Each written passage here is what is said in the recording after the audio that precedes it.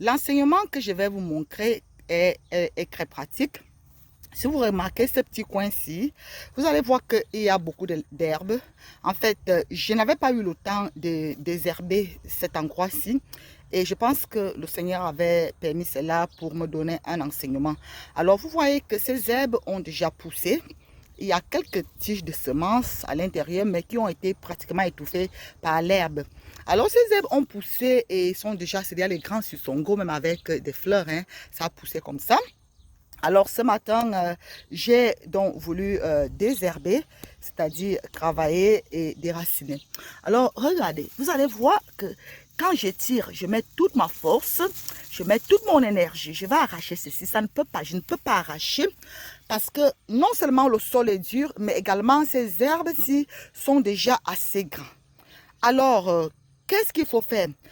Si je prends la machette, oui, je vais couper, mais la racine va rester. J'ai envie de déraciner cela. Et j'ai envie d'utiliser mes mains, j'ai envie d'utiliser ma force. Alors, je vais vous montrer ce que j'ai fait. Je vais vous donner l'enseignement, l'implication spirituelle de ce que je suis en train de parler. Je voulais enlever ces herbes qui ont poussé dans mon jardin, qui ont envahi mon jardin où j'avais sémé certains légumes tels que le folon pour les Camerounais qui connaissent. Bon, mais c'est déjà mature.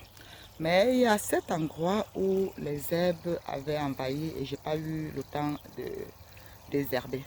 Alors ce matin, pendant que je voulais commencer à arracher ces herbes, je me suis rendu compte que le sol était dur et que je n'arrivais pas à arracher. Voilà pourquoi j'ai donc tiré le tuyau pour commencer à arroser. Vous allez comprendre pourquoi je vous dis cela. Parce que je viens de recevoir un enseignement de la part du Saint-Esprit que je vais partager avec vous. Alors, je commence donc à arroser ces herbes pour que le sol en dessous devienne souple et que je puisse aisément les arracher. Parce que j'ai essayé de les arracher, je vous assure, c'était impossible. Le sol est tellement dur et vous pouvez voir que ce sont des herbes qui ont déjà pris de l'ampleur. Vous voyez, ce qu'on appelle comme des susongos, ça produit déjà des fleurs. Vous comprenez que ça a déjà pris racine. C'est là depuis tout le temps que ma semence était là. Je n'avais pas à désherber de ce côté-ci. Alors, quand maintenant ce sol est bien arrosé par l'eau, je pourrais donc arracher aisément ces herbes. Et pendant que j'arrosais donc cette partie pour faire ce travail, le Saint-Esprit a commencé à m'enseigner et c'est ça que je vais également partager avec vous. Vous savez, la parole de Dieu dit dans le livre de Jérémie 1, Dieu dit à Jérémie, vous pouvez lire à partir du verset 1, mais on va plus loin au verset 10, où il dit, je t'ai établi sur les nations et le royaume, afin que tu arraches, que tu abattes, que tu ruines, que tu détruises, et que tu bâtisses et que tu plantes. Vous savez, les bien-aimés, Jérémie ici est l'image de toi, est l'image de moi. Et Dieu lui dit, tu ne peux pas planter, tu ne peux pas bâtir dans la broussaille. Il faut d'abord arracher, il faut d'abord abattre, il faut d'abord ruiner et détruire. Vous savez, il y a certaines choses dans vos vies qui sont comme ces herbes, qui ont déjà pris racine et la terre est devenue dure. Parfois, ce sont vos cœurs qui sont ainsi comme cette terre. Vous savez, quand le Seigneur a donné la parabole du semeur, il a dit que le semeur est parti et la semence est tombée sur différentes terres. Alors, ta vie, ton cœur est l'image de ce sol qui est devenu dur, mais avec une mauvaise semence dessus. Cette semence peut être la maladie, cette semence peut être les blocages, cette semence peut être l'incrédulité, cette semence qui est là. Bref, ce n'est pas la semence de Dieu, c'est l'ivraie. c'est l'ivraie parce que moi, je n'ai pas sémé ces susongos, ces herbes-ci. C'est l'ennemi, comme le Seigneur avait donné la parabole de l'ivraie. Ce que j'ai sémé, ce sont ça que vous voyez là, les folons, et vous voyez plus loin peut-être les melons, les choses comme ça. Voilà ce que moi j'ai sémé. Les pastèques qui sont en creux. Voilà ce que moi j'ai semé. Mais ces herbes-ci, je ne les ai pas semées.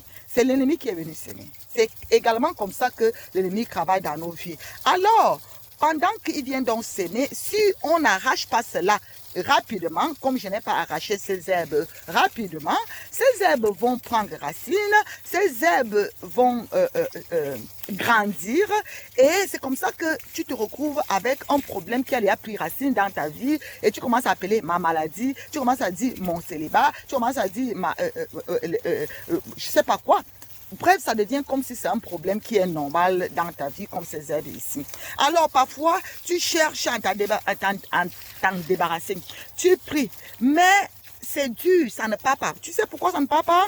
Parce que le sol est dur. Parce qu'il manque quelque chose. Parce qu'il manque quelque chose. Et cette chose-là que je suis en train de te montrer. Tu vois l'eau? La Bible dit que la parole de Dieu est l'eau. Est comme l'eau. La parole de Dieu, c'est l'eau de vie. La parole de Dieu est importante et très puissante. Alors, la Bible dit que Jésus-Christ chassait les démons par sa parole. Parfois, vous voulez seulement les délivrances. Parfois, vous voulez seulement que les démons partent. Mais tu n'as aucune parole en toi. Tu n'as aucune parole en toi, mon frère. Tu n'as aucune parole en toi, ma soeur.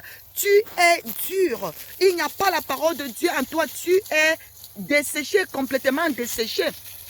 Il n'y a pas la parole de Dieu en toi. Alors, pour que ta délivrance soit facile, pour que ta délivrance soit aisée, pour que ces mauvaises herbes, cette ivresse, ces maladies, ces blocages, cet esprit de mari spirituel, de célibat, de pauvreté, de je ne sais pas, de religion et je ne sais pas quoi, qui a envahi ta vie, qui a mis la broussaille dans ta vie, la bonne semence de Dieu ne peut pas être épanouie. Il faut que tu sois rempli de la parole de Dieu. Il faut que tu t'abreuves de la parole de Dieu. Le Seigneur avait dit à Josué que ce livre de la loi ne s'éloigne point de ta bouche. Médite-le jour et nuit afin d'agir fidèlement selon ce qui est écrit, car c'est alors que tu réussiras, c'est alors que tu auras du succès dans toutes tes entreprises. Les bien-aimés, la parole de Dieu est cette eau dont tu as besoin. Il faut commencer à lire la parole de Dieu. Commence à méditer la parole de Dieu. Commence à t'abreuver, à te nourrir de la parole de Dieu. Parce que plus la parole de Dieu est en toi, plus le sol devient tendre et maintenant les choses que tu dois arracher, ruiner et détruire seront faciles à arracher. Vous allez voir tout à l'heure quand je vais arracher ces herbes, je pourrai les arracher facilement. Et vous pouvez voir que dans ce livre de Jérémie chapitre 1er que je vous demande de lire, avant que Dieu ne dise à Jérémie que tu dois arracher, ruiner, détruire, Dieu a d'abord mis sa parole dans la bouche de Jérémie. Dieu lui a d'abord donné la parole. Dieu lui a d'abord donné la parole. Mon frère, ma soeur, les choses de Dieu, ça se passe selon les principes de Dieu. Tu as besoin de méditer la parole de Dieu. Le Seigneur a dit, je vous recommande à la parole de grâce. Tu dois méditer la parole de Dieu parce que la parole c'est Dieu, la parole c'est tout. Dieu a créé toutes choses par sa parole. La Bible dit en Jean 1 qu'au commencement était la parole. La parole était avec Dieu, la parole était Dieu. Toutes choses ont été créées par elle et rien de ce qui a été créé n'a été créé sans elle. La parole de Dieu est l'eau de vie. La parole de Dieu est l'eau qui arrose, qui fertilise, est l'eau qui attendrit ce sol qui endurcit dans ta vie. Je m'accentue plus dans cet aspect-là de ce que fait la parole de Dieu. Alors, toi qui n'as même pas un seul verset biblique en toi, même si on chasse les démons, après les démons reviennent, tu dis que je suis parti là-bas dans l'église, là, et on a prié, j'étais délivré, après les mêmes démons sont revenus, parce que quoi? Parce que tu n'as pas la parole de Dieu en toi, tu cours seulement d'église en église pour chercher la délivrance, que les autres qui ont la parole de Dieu prient pour toi, toi-même, commence à t'arroser la parole de Dieu. Alors, il y a les démons que tu vas commencer à chasser avec la parole, parce que le Seigneur le faisait avec sa parole. Et cette parole-là doit être une parole, quoi?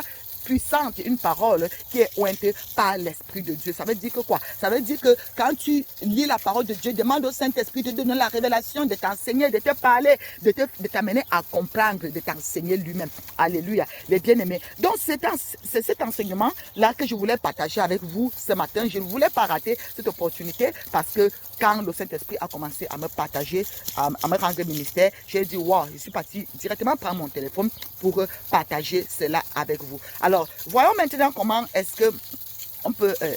voyons maintenant si maintenant c'est facile d'arracher ces herbes. Parce que tout à l'heure, je vous assure, c'était chose impossible. Alors, je vais essayer d'arrêter. Vous voyez maintenant? Vous voyez maintenant ces herbes, comment je peux les arracher?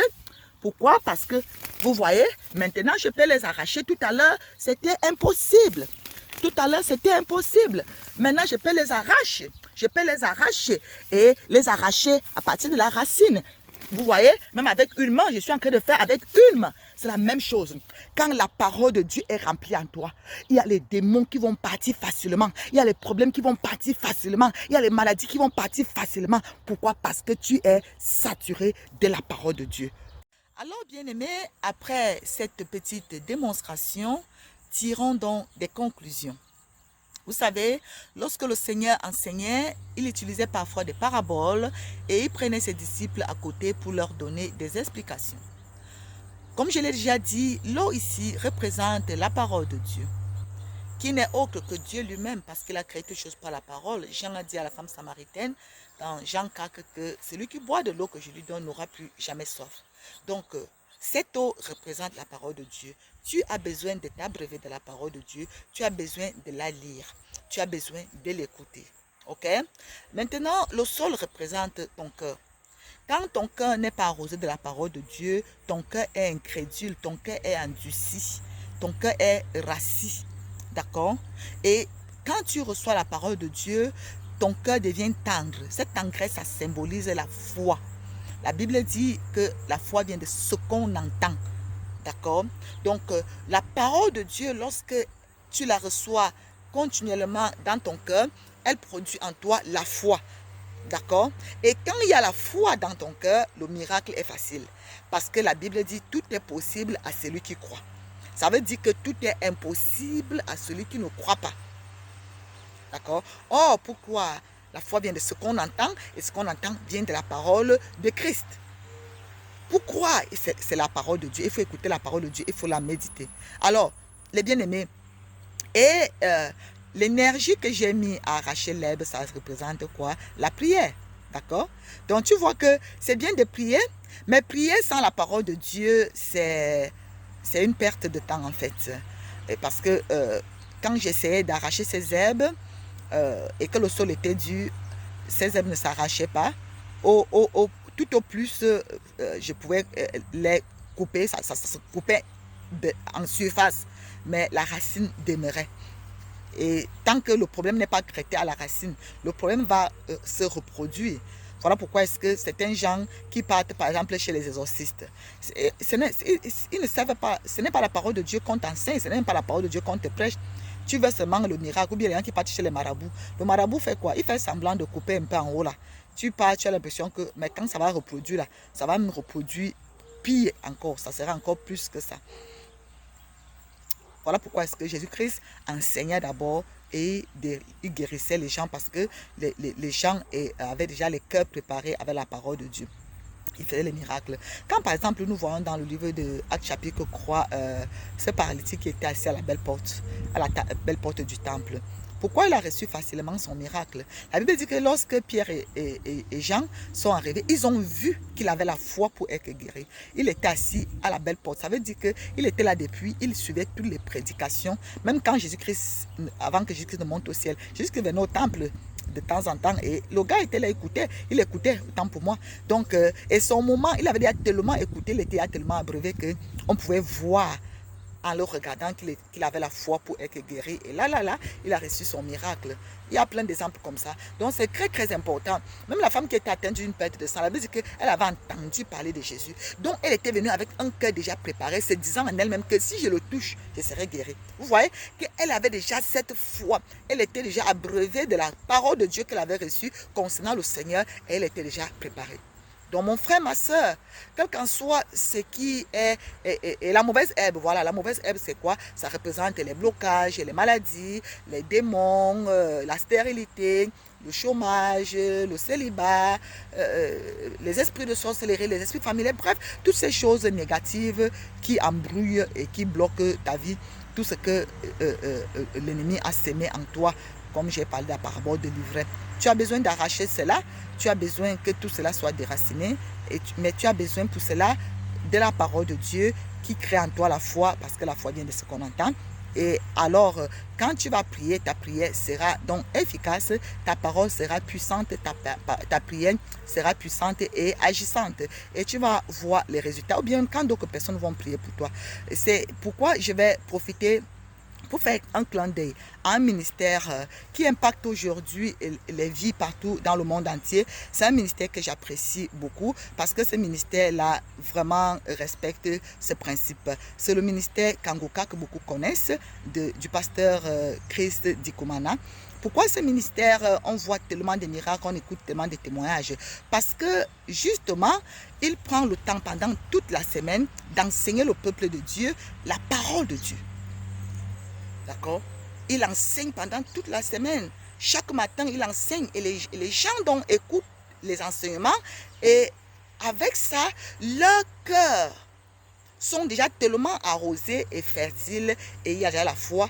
Donc, quand il vient prier le samedi, une petite prière, les gens reçoivent facilement le miracle, les gens reçoivent facilement la guérison. Pourquoi? Parce que la foi est déjà là. La parole de Dieu a déjà fertilisé, arrosé, attendri leur cœur. Et les choses qui sont négatives partent donc facilement. Alors les bien-aimés, vous voyez que le Seigneur peut nous enseigner avec toutes choses. Si nous sommes juste attentifs, le Saint-Esprit est en nous et il peut nous enseigner beaucoup de choses autour de nous avec tout ce que nous voyons et que nous vivons. Donc, merci d'avoir pris le temps d'écouter. Et si tu as été encouragé et béni, partage avec quelqu'un d'autre. Je vais prier rapidement pour toi. Père, je prie pour mon frère, je prie pour ma soeur qui vient d'écouter. Je prie, Seigneur, que tu lui donnes la soif de méditer, de lire ta parole, de prendre 15-30 minutes chaque jour dans ta parole. Et qu'en lisant cette parole et en l'écoutant, que la foi naisse davantage, Seigneur, et que sa foi soit augmentée, afin que la délivrance, la guérison, les miracles soient facilement opérés au nom de Jésus-Christ. Seigneur, merci parce que tu agis dans la vie de tout cela. Seigneur mon Dieu, mon roi, qui reçoivent cette parole avec foi. Car tout est possible à celui qui croit. Merci Saint-Esprit de Dieu pour cet enseignement. Bénis ton peuple au nom de Jésus-Christ. Amen. Amen. Alors, bien-aimé, merci. Et si tu as été béni, partage avec quelqu'un d'autre. Et si tu n'es pas encore abonné à ma chaîne, abonne-toi également. Merci. Je suis vos quand même servante, comme je le dis toujours, la messagère de Dieu, Rachel Bonne Nouvelle Smith. Et je vous aime. Mais n'oubliez jamais, Jésus-Christ vous aime bien plus. Shalom, shalom et à bientôt, s'il plaît à Dieu.